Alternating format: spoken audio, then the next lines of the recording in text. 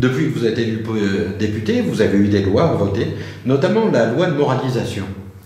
On a bien entendu que la réserve parlementaire a été supprimée, que les emplois familiaux ont été supprimés.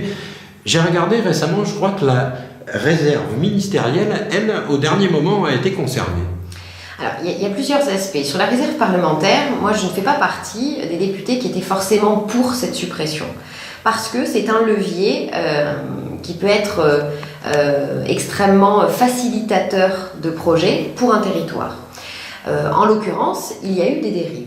Il y a eu des dérives par manque de transparence dans la gestion de cette enveloppe-là.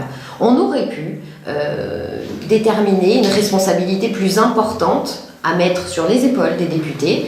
Je m'étais engagée, moi, sur cette campagne, à créer un conseil de circonscription.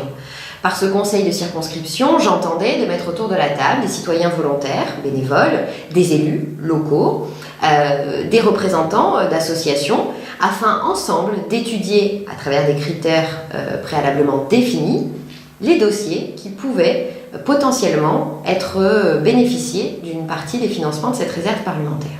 Donc aujourd'hui, ces fonds-là n'existent pas plus. Il s'agit à chaque député d'étudier les propositions de projets du territoire et d'aller les porter auprès de chacun des ministères, et c'est ce que je compte faire.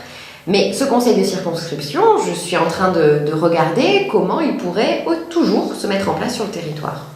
Alors, dans le cadre de la loi de moralisation, il y a un chapitre que j'avais lu dans un rapport de M. Bartolone qui parlait du cumul des mandats dans le temps.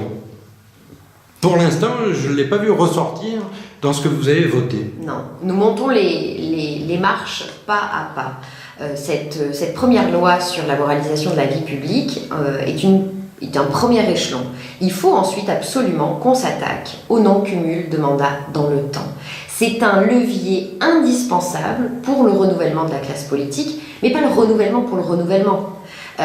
Aujourd'hui, je ne peux pas concevoir qu'un élu de la République passe 15, 20, 25, 30 ans sur les mêmes fonctions, sur un même mandat.